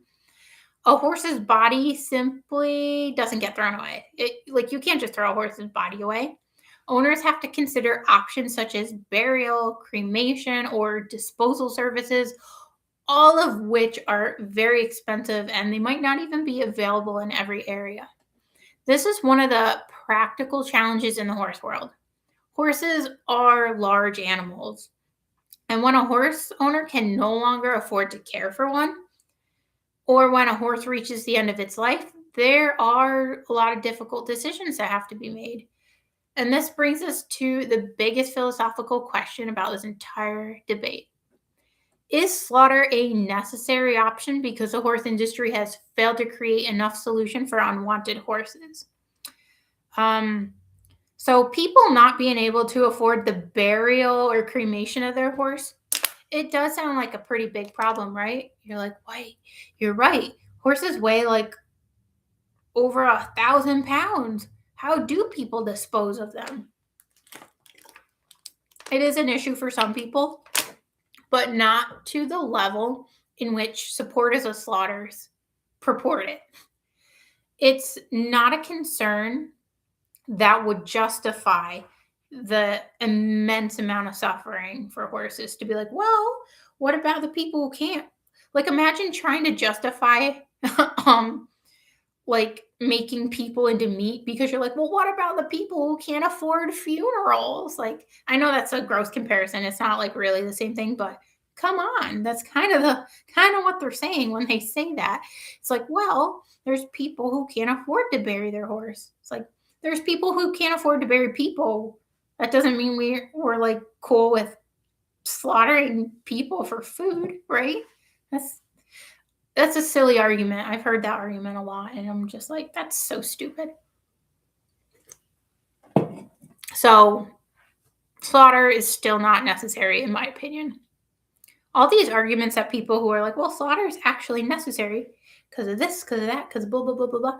I'm like, I feel like all the arguments are kind of, not to be mean, but kind of stupid. A little stupid and short-sighted. So, is slaughter a necessary option? Or is slaughter part of the reason the industry has not been forced to create better solutions? I think the latter. I think because slaughter is an option to fall back on, breeders don't feel as bad about overbreeding horses. People are reassured and buy horses impulsively because worst comes to worst, they'll just sell their horse, And if there's not a loving horse owner, they'll just humanely kill it at a slaughter facility, which is false. Many of these horses they suffer horrific deaths. There's all kinds of botched deaths that I've seen. I don't know if it's just the clips that I'm coming across happen to be botched executions of horses, or if it's really happening half the time. Like I said, there was a clip and it was 12 horses. I'm not kidding. I think it was 5 of those horses had to get stunned more than once. Usually it was 1 or 2 times. But there was one horse that actually had to get stunned like half a dozen times. It was horrific. And I think it was having seizures at one point. So I think everyone who thinks slaughter is necessary should have to watch stuff like that. To be like, this is what you're saying. Like, we want it to be humane, but there's no guarantee it's going to be humane, right? If they're not unconscious and people are starting to process them, that's not humane. I think euthanasia for a horse should be under a licensed veterinarian where they're given medications to go to sleep through the vein. And they feel all nice and sleepy. And then you give them a medication to stop the heart in the vein. I don't think stunning a horse with a stun gun on the face, where it may or may not work, after they've been through like a traumatizing transportation experience, sometimes barely surviving that, to be corralled into slaughter facilities where sometimes they're not immediately slaughtered, they're just there for a couple days or even longer, and they get heat stroke or they injure themselves, and of course they don't get medical care because they're about to be slaughtered. It's horrific. Like, if the slaughterhouse worked the way, like, perfectly, I would still be like, nah, I don't love it. But especially because there's so much error and oversight, like people are just looking the other way. Oh no, absolutely not. So who is responsible for preventing horses from reaching this point? Is it the breeder who created the horse? I blame breeders a whole lot. Because if it weren't for breeders, there wouldn't be overpopulation of horses, right? And I'm not just talking about people who breed for the racetrack and they pump out like 80 foals a year per barn. There's people who have stud farms, broodmare farms, and yearling farms and all that. And they're literally cranking out like 80 per farm per year. I'm not even just talking about that. There's people who breed on a much smaller scale, and that's still problematic. It's still a huge issue. So when the owner can no longer keep the horse, I'm not quick to blame the owner, but I think the owner should get a full like crash course of how long horses live for, how expensive they are. These are your options. If you have to rehome your horse, like shelters, rescues, this is the kind of person you want to sell your horse to. Because there's people who will just be like, post something on Craigslist, free to a good home. And literally anybody can answer that ad. And a lot of sellers just, they're under financial strain. They'll just sell their horse to whoever shows up sometimes. So if you're doing that, I think it is on you to an extent. Is it the industry that produces thousands of horses every year, like the racetrack, or people who just want the perfect warm blood for show jumping or whatever? So they just keep breeding and breeding these animals. What about the rescue organizations? Are they not doing enough? I would not blame rescue organizations because by and large, I think they're doing their utmost and they're doing the best they can with the limited resources that they have. Like I said, they're not receiving like federal funding or anything. It's very localized and a lot of them rely on donations. So I don't think it's a shortcoming of rescues. There's just simply not enough rescues. So that could be a shortcoming of the government, not allocating funds to, good causes. And people just not valuing horses if they're not rideable anymore or if they're not doing what you want them to do any longer. So there's a lot of blame to go around, honestly. There's a lot of people who are responsible for it. Oh, and I do want to say I'm not against all horse breeding. I think there's some people who breed their horse because they're like, oh, my horse is cute, I'm going to breed a horse. It's like, does your horse have a good temperament? Are you going to keep that horse for the entire, for the duration of its life? If not, I would say don't breed your horse. I wouldn't just breed a horse because it's cute or because you like your horse. I don't even think that's a good enough reason to breed your horse because you like it. I would actually kind of say the opposite. Like, I absolutely love my mare and I would never ever breed her for many reasons. But one of them is I'm like, what if something happened to her? What if, pregnancy is not health neutral? What if something were to happen to my mare? I'm like, never. I would never risk my horse like that. But again, there are like surrogate and recip mares and stuff like that. So when people say, is horse slaughter necessary? The debate is kind of complicated because both sides are usually trying to answer the same question. I think most people who are for horse slaughter is not because they like it. They think it's necessary because otherwise, if the horses don't have slaughter, then they're just going to be neglected elsewhere.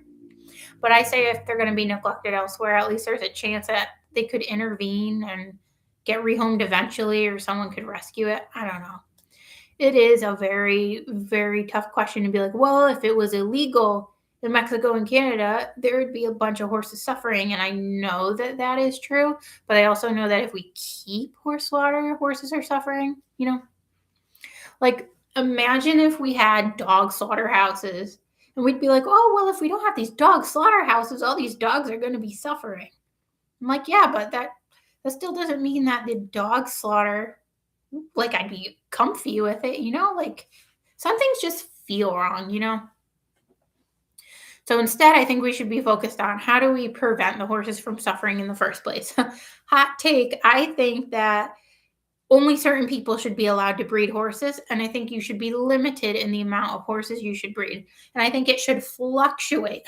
Like, if I was the president, I would be like, so there's how many good horse homes available? How many people are in a financial position to assume the care of a horse for the next 30 years? Like, I don't know how you would ascertain that, but let's say we could. And I'd be like, okay, so divide by the amount of, like, let's say you own a horse for 30 years, and this is the amount of people who could afford that and want it, and blah, blah, blah, blah, blah. I'd say, oh, it looks like you can only breed one horse this year. Sorry about that. It's for the greater good. I think there would be a lot of people who would not like me because I would be like, after people. I have 80 horses in a year. Who the heck do you think you are? Breeding horse after horse after horse. Oh, and a lot of horses at breeding facilities, they're bred 14 days after the horse gives birth. That's insane. The horse lives its entire life being pregnant, essentially. I'm like, that grosses me out. I don't like how people do that. So I would crack hard on people breeding. I'd be like, you can't breed 80 horses anymore, Brenda. Sorry about that. And I would also allocate funds to rescues. We'd be opening up way more horse rescues. And if people were interested in horse owners, maybe I could make like an educational DVD free to everybody, or I guess not DVD. We're in 2026, Adri, wake up. Maybe like a QR code on your phone, and it's like a link to a video being like, Horse Care 101. Did you know you're going to be broke if you have a horse, and you're going to be broke for 30 years at least? Like, I would be so honest in these videos. I wouldn't be, when people want a horse, a lot of people are like, oh, that's so great. That's so wonderful. What kind of horse? What kind of saddle are you going to get? Oh, I know the best riding pants for you to wear. All well-meaning people, of course. But nobody's talking about the nitty gritty. Like, if someone's like, hey, I'm thinking about getting a horse, I'm like, they can live for over 30 years and they cost you thousands of dollars every year, right? And they're like, oh, it's like the same people who get birds or tortoises that live for like 80 years. I'm like, oh my gosh, I like birds and tortoises. I would never get either. 80 years? I like that thing's going to outlive me, and I'm not comfortable having animals that are going to outlive me, because then how do I know that they're getting taken care of, So definitely not into that. So I would be so honest with horse owners. I would actually probably discourage a lot of people from getting horses. You know who I think gets horses who shouldn't? That's parents getting horses for their kids. I think if you want to lease a horse, or you want to like part own a horse where somebody else owns the horse half the time, but buying a horse for your kid, unless you're totally prepared to keep that horse while your child or kid goes to college or loses interest in horses after they've had it a couple years. Like, if you buy a horse, I think you should do your utmost to keep it for its entire life, because otherwise, like, who knows? The future is so uncertain. Literally anything can happen to your horse if you don't have it anymore. So I would be a very I would be a very unpopular president. A lot of horse breeders wouldn't like me. I'd probably cut funding to stupid stuff like, in my opinion, ICE. Oh, goodness gracious. I've never seen something so overly funded with so little training. Like, what the heck is going on? So I would make cuts there. I would have teachers paid way more, invest in education, not making cuts to the Department of Education. Oh my gosh. Oh my gosh. Oh my gosh. Anyway, so there are arguments in favor of horse slaughter, of course. So I'll just name a few. So people are saying that unwanted horses already exist and that banning horse slaughter is not going to magically make those horses disappear. There will be, horses whose owners can no longer afford to take care of the horse. There's horses that have serious behavioral problems, horses with medical problems, and horses that cannot find suitable homes. They argue that without slaughter as an option, these horses are going to face other outcomes such as abandonment, neglect, starvation, or being left without proper care.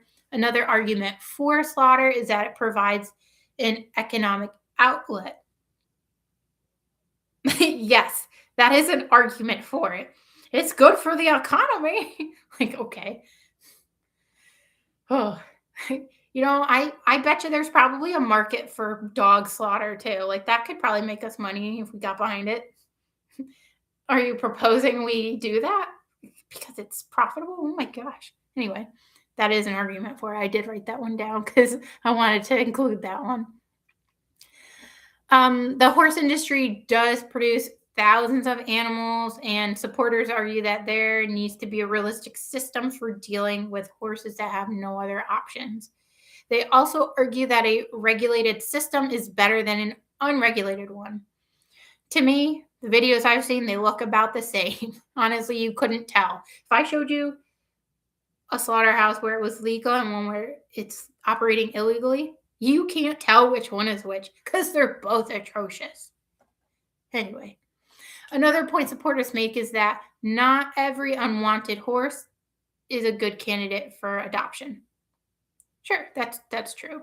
There's many horses that are bred for money and like athleticism, and their temperament doesn't matter. They're a beast of a horse and no one wants them because the horse is like very badly tempered. Not their fault. That's just how they were bred. But there's people out there who do point out there's horses that we can't adopt. They'll stay in a rescue forever. Don't worry, President Adri would fund forever home rescues where horses that have bad temperaments can just live their life in peace. Rescues are often full because there's not enough of them. They don't have enough space. They don't have enough funding. Many organizations are struggling financially, so taking a horse in that requires feed, land, veterinary care, farrier care, and experienced people, that's a lot. So expecting rescues who are spread thin already to absorb every unwanted horse, as it stands today, that is not realistic. Not going to lie. So now let's look at the other side and see why people are against slaughter. One of the biggest argument is that horses are living, breathing beings that are, eating, drinking. They have thoughts, emotions, interactions, feelings, families. Horses definitely have buddies. And if they've been buddies with a horse long enough, it's like family to them. Opponents of slaughter argue that a horse is a long-lived animal that depends on humans for care. They believe that once humans bring a horse into the world, humans have a responsibility to provide for that animal throughout its life. That's what I say. Unless you absolutely can't. I know there's people who they get cancer, fired from their job, and it's breaking their heart that they have to sell their horse. I'm not against people having to rehome their horse if they have to, like, obviously. Or even if you want to, like, if you don't want a horse, you shouldn't be a horse owner. Like, your horse is just going to suffer if you have a horse if you don't want one. But I would just be very diligent about who you sell your horse to. Like, try to sell it to someone who plans to keep the horse for the remainder of its life. And that way, if your circumstances ever change, maybe you could buy them back. I have heard of that happening before. Not very often, but I've heard of it. I came across a post where someone said that after 3 years, they were able to, be more financially stable. They had their own place and they could afford board. And so they got their horse back. So that's pretty nice. Another argument against slaughter is that slaughter is creating a market for unwanted horses. Critics argue that as long as there is a financial value attached to sending horses to slaughter, some people will continuously breed irresponsibly because there is an option for disposing horses later. It's basically the trash can for horses. They believe the focus should instead be placed on preventing the problem of unwanted horses to begin with before they even reach the point of ending up at a slaughterhouse. Opponents also argue that the transportation of the horse, auction environments, the slaughter process itself creates unnecessary stress and risk. They believe that humane euthanasia, although emotionally difficult, it's a kinder alternative than when a horse has no safe future. They also argue that the horse, is that a mosquito? How did that get here? They also argue that the horse industry needs to take more responsibility. So, more responsible breeders. Like, don't just breed a horse for money, breed them for temperament too. Like, don't just breed them for the next couple years in mind, breed it for the 30-year animal that it will be. Like, horses live a long time. So, if you're only breeding it for the racetrack and it's got a terrible temperament and no one can even touch the horse, who's going to get the horse after its racing career, right? Like, what's going to happen to it? Educate horse owners before they get horses. Maybe if there's more retirement options, I think it would be awesome if boarding facilities took in retired horses and charged like a discounted rate compared to someone who's riding their horse. Because then some people, that could make the difference between someone keeping their horse and having to sell it. And who knows what happens when you sell it. And to make that feasible for the horse owner, I would say the government should subsidize that payment if President Adri had her way. So more retirement options. I would say if there's financial assistance programs like a Good Samaritan Fund for horses that need to be euthanized and the owners can't afford it. And breeders should have a limit to the amount of horses that they're breeding. That's what I said. That's what I said. There's going to be a lot of people who don't like that, and that's quite all right.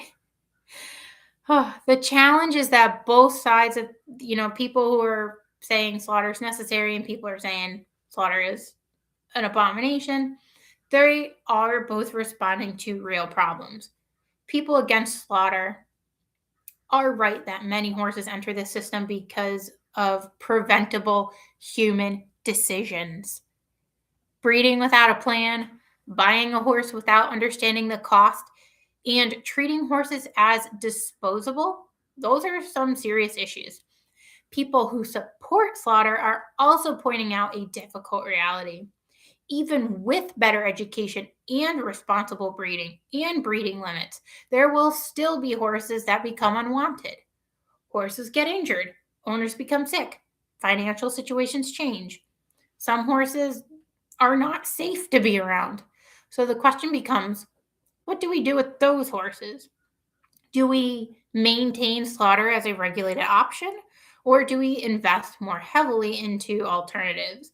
Maybe like a reform school, except without the intent of reforming the horse, because I'm sure some horses, they're just not meant to be around people, if you know what I mean. I've definitely come across many of those horses that I'm like, you know what? You just need to be left in a pasture and just left alone to your own devices because you don't like people. Even horses where, like, I've, working at a broodmare farm, horses that are cared for from the moment they're born and they're treated well and they have big pastures and turnouts. Like the broodmare farm that I'm working at is not the average one.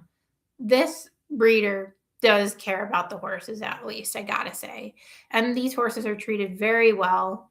There's still horses that they're just little jerks and probably will always be, no matter what you do with them or how kind you are. They're just, and then it's like, oh, well, their mom was like that, and their grandma was like that, and their great grandma was like that, and their sire was like that.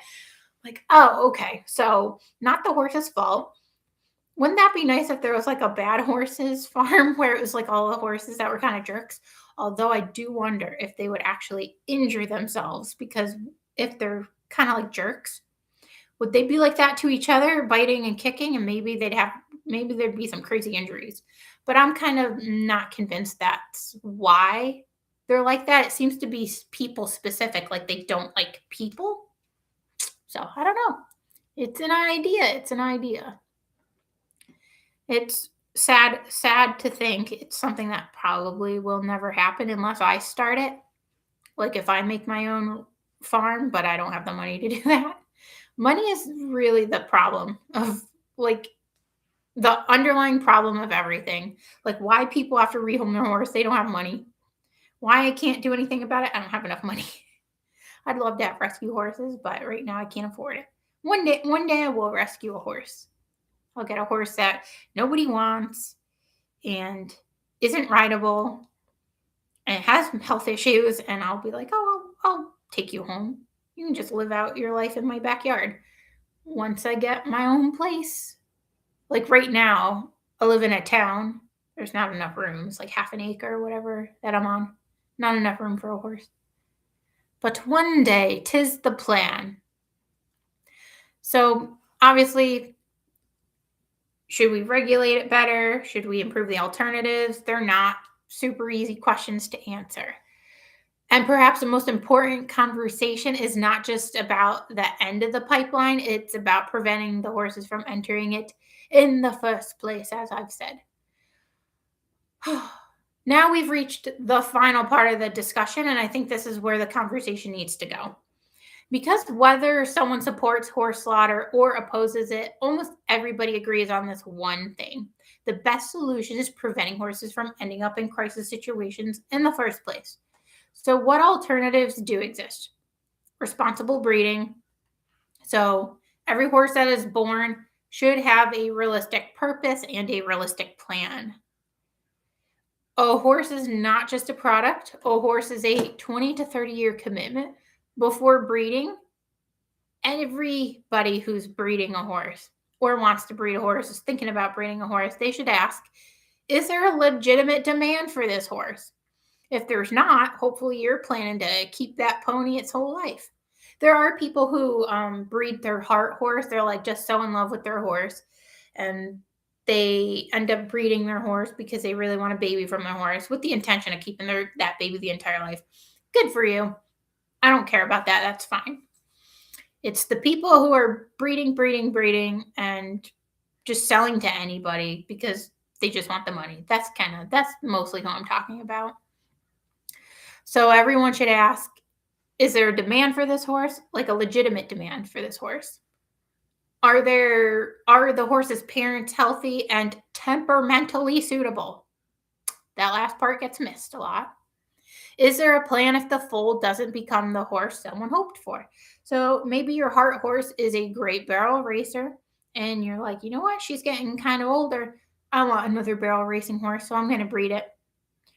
If that horse doesn't perform to your liking or becomes unrideable, you're going to keep it? See, that's why I don't have more than one horse right now. I would love to have like 2 or 3 horses, but I couldn't like for the next 30 years. I'm like, yeah, maybe I could do it, but I'm not like financially like if there was colic surgery, would I be able to afford it for all 3 horses if it happened in the same month? Like I'm not like that well off. So I'm not doing it. But like technically I could afford multiple horses, But could I afford multiple colic surgeries? That's really like what's stopping me. I'm like, "Ooh, you know what? If everybody got sick at the same time, yeah, that would be a lot. That would be a lot." So better education for horse owners as well, letting horse owners know that horses need to get hoof care every 6 to 8 weeks, veterinary care, dental care. Sometimes they need dental care twice a year, even more than that, depending on how old the horse is. Um, Making sure you have emergency funds. Like if you don't have enough emergency fund for multiple horses, I would not get multiple horses.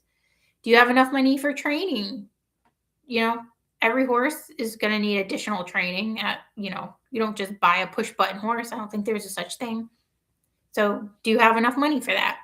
Do you have enough money to board the house? Excuse me, to board the horse, or a house where you can keep the horse on your property? I think there should also be more support for struggling horse owners, like temporary boarding help, feed assistance, veterinary support, rehoming resources, humane euthanasia. Many horse owners struggle with the idea of euthanasia because they see their horse as a friend and companion, but humane euthanasia is sometimes considered by veterinarians and welfare experts to be the responsible decision when a horse has a poor quality of life, a severe medical problem, or no realistic safe future. The difficult question is making sure that owners have access to affordable options and accurate information. I think we should have better rehoming systems as well. Improving the way horses are rehomed. Horses should ideally not just be given away to the first person who's willing to take the horse.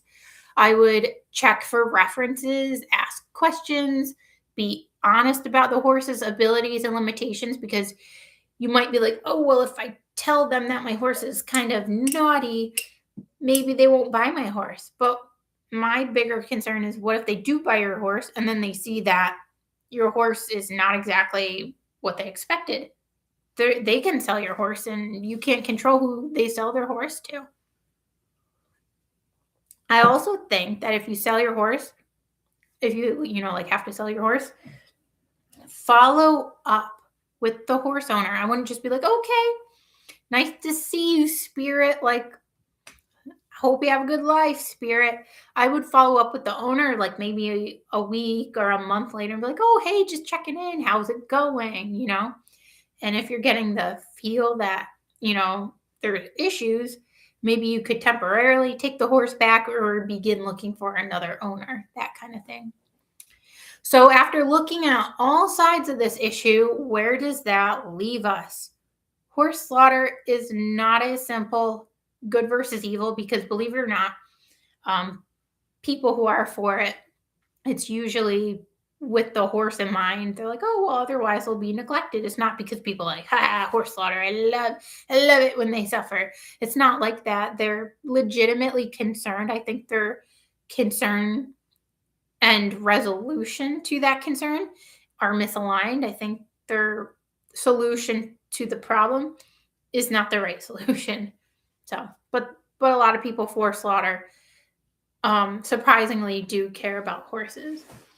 When I first learned about horse slaughter in high school, and I heard there's people who were for it, I was like, what kind of monster are we encountering? People who are for it? And then I was reading like their reasons for it, and I was like, oh well. I mean, it's not that they don't care. They just have a different solution to the problem, which is to just keep the problem, but lessen it, like make it a little softer for the horse. Anyway, there are people who support it because they believe it provides an option for horses that would otherwise have nowhere to go. There are people who oppose it because they believe horses deserve a different solution. Duh. That's what I think. Both sides are reacting to a very real concern: preventing suffering. The uncomfortable truth is that the slaughter debate is often a symptom of a bigger problem. That bigger problem being poor breeding decisions, unlimited breeding, people just breeding way too much. The owner not knowing exactly what they were getting into upon entering horse ownership world, not being educated in all the ways horses can go downhill fast. It's not just the farrier and the vet coming out once a year. There's all kinds of health issues that can happen to a horse, especially as they age. Are you prepared to deal with it? So, like having an emergency fund, it's about the reality that the cost of living has gone up. So, it's even more expensive to keep horses, and realize that you don't have control of the economy. And if things get even more expensive, are you willing to pretty much do what it takes to keep your horse, or do what it takes to make sure that your horse is being rehomed in a nice forever home? So instead of just asking, should horse slaughter exist? I think we should really ask, how do we create a horse industry where fewer horses ever reach this point? Because the ideal outcome isn't finding a better way to deal with unwanted horses. The ideal outcome is making sure fewer horses become unwanted in the first place. Whew. Thank you all for joining me today. It was a very, very heavy topic.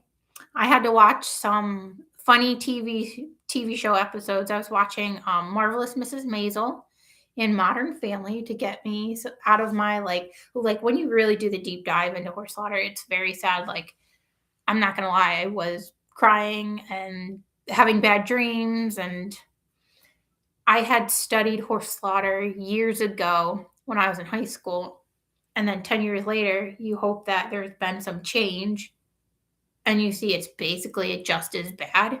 That was very disheartening. And then seeing new video footage, stuff that I had not seen yet, audio footage that I had not heard yet, reading people's accounts of what it was like to work in a facility. Well, it was just very, very dark. So I've tried to like come onto this so I could be level headed about it and not like break down. And it's helping that I don't have like the material in front of me, which is when I was thinking about making a long format video where I have like the videos posted. And then I was thinking about it, I was like, you know what? YouTube would probably flag that because I'm sure that's breaking guidelines. Also, I don't know who would come across it. Like, I wouldn't want a child to be subjected to images like that. Pretty gruesome stuff. So I think the live stream was the best way to talk about this issue. So thank you everybody for joining me today for this difficult conversation. I know people have strong opinions about this topic, so leave your thoughts in the comments. But please remember that behind every opinion is a concern for horses. Except for the like very few people who are genuinely just like pieces of garbage and don't care. They're like, oh, I don't care if animals suffer. They're not doing anything for me. What do I care? There are people like that. But it's a small number. It's a very small number of people like that. So if someone is saying, you know what, I think horse slaughter has a place in this world, or just, take it with a grain of salt. Remember that behind that opinion is probably a valid concern for horses. And we can have these discussions respectfully, right? So that's it for me. It's Adri Witherhorse.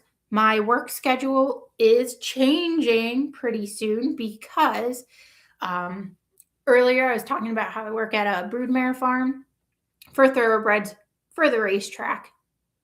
And I was like, I don't feel like, sure. As far as broodmare farms go and breeders go, this is probably the best of the best, the place where I'm working at. As an equine medical assistant, taking care of the baby horses and whatever. But realizing that realistically, some of these horses are probably going to end up, thoroughbreds make up, I think it's the second largest breed of horses in the slaughter pipeline. Number one was quarter horses, which makes sense because there's the most amount of quarter horses in the US.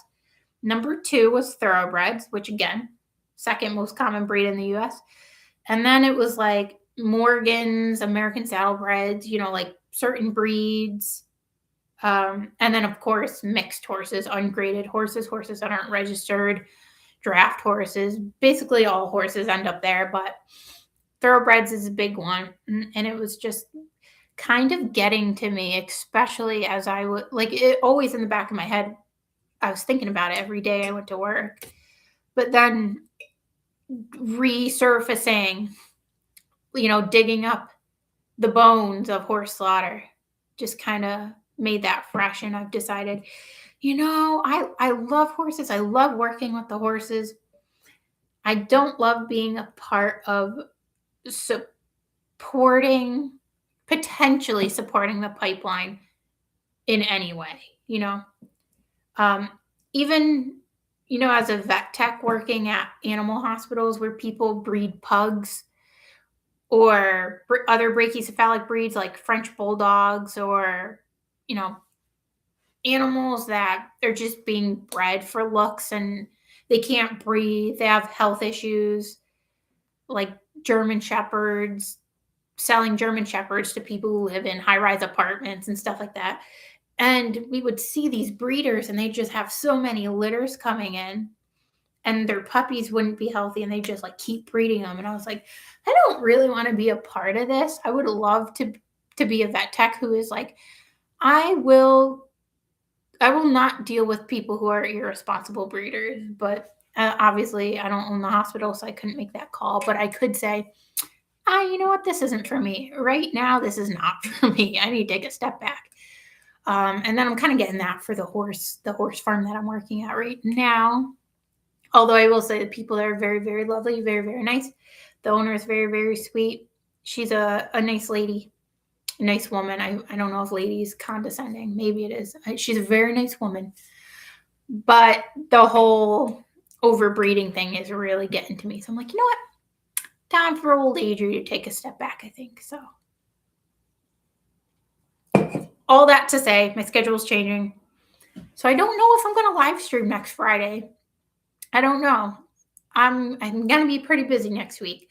I will at the very least get one long format video out to you guys every single week. I don't know if it's going to be a live stream. I don't know if it's going to be like a pre-recorded, edited video. I'm not really sure. I'm going to be honest, I kind of suck at the live streams because my handwriting's bad. When I scanned my notes, I made like bullet points. I scanned it and it just like, it's kind of blurry on my screen. And I like trip over my words. I'm like, you know what? I don't think live streaming's for me. I do enjoy it, but I'm not good at it. So maybe I'll focus on the pre-recorded stuff. Not really sure. But thanks so much for hanging in there, listening to me babble. So let me know in the comments what you think about horse slaughter. Do you think it should be more regulated? Do you think it should be eradicated completely? Do you think we should focus on the alternatives? Let me know. I'd love to hear what your thoughts are. Hey, it's Adri with her horse, and I'll see you next week for another horse video. Bye for now.